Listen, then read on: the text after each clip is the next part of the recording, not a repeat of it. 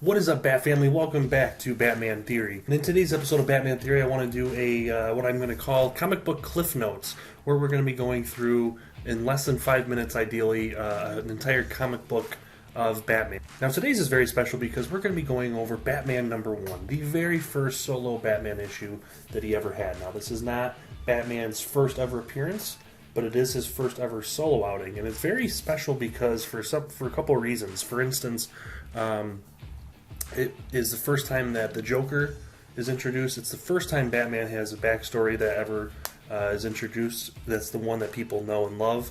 It's the first time that Catwoman is introduced, which she's known as the Cat in this, and it's the first time that Dr. Hugo Strange. So 3 of Batman's biggest rogue gallery villains, depending on how you look at Catwoman, are introduced in this comic. So let's get right to it. So the first issue contains 5 different stories. Now the first story is called The Legend of the Batman, Who He Is and How He Came to Be. Now this is pretty obvious. It starts with Joe Chill murdering Thomas and Martha Wayne. We understand that Bruce is very wealthy. We understand that he spends the rest of his teenage and early adult life basically prepping to become a crime fighter. So this is what we learn about Batman and how he came to be. We also learned that Batman becomes Batman because while he's in his father's study one night, a giant bat flies into the window. Believing it to be a sign, Bruce decides to become Batman. Now the next story doesn't have a title on the title card. However, it does go by the name just Joker, or the Joker, because this is the Joker's first intro. I gotta say, he looks absolutely amazing in this. Very creepy. Now in this, the Joker is a criminal, of course, and he ends up going on the radio and announcing he is going to be killing and also robbing certain people, for instance, like Mr. Claridge. Apparently at 12 o'clock midnight, that is going to happen. So a bunch of cops surround him and end up trying to protect him. And this is the first time, and very, very horrifically I might add, the Joker gas takes effect and ends up killing Mr. Claridge. And with the Joker smile, he ends up dying. And he ends up leaving a calling card in the wake of the killing. We find out that the Joker actually gives Claridge an injection, a solution that exactly 24 hours later will kill him, and that's how he ends up dying. The Joker in this is he's a homicidal maniac, but it's definitely in a different way. He's definitely a little more of a 2-bit villain almost in the beginning, but he does have some memorable moments like the Joker gas and the calling card.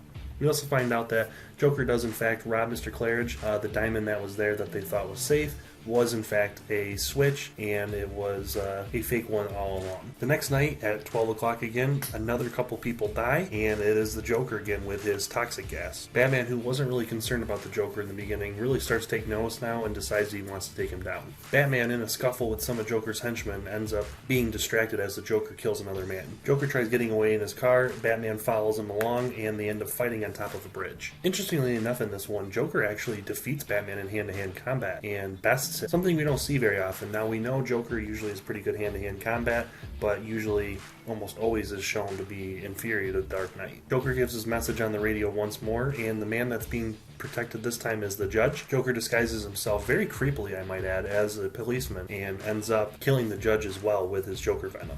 Robin tails Joker to his hideout, and Robin gets knocked out by Joker. A scuffle ensues, and Batman is temporarily paralyzed by a new Joker venom. But apparently the paralyzation doesn't last very long because, as it describes, the amazing recuperative powers of the mighty Batman can't hold him down forever, and the two escape a burning building. After a pretty quick scuffle, the Joker is apprehended by the Batman. So there you have it, guys. This very first intro to Joker. Part 2 for comic book cliff notes. We're going to talk about part 2 and part 3 of Batman #1. Thanks, guys. Thank you so much for watching. I'll see you guys next time.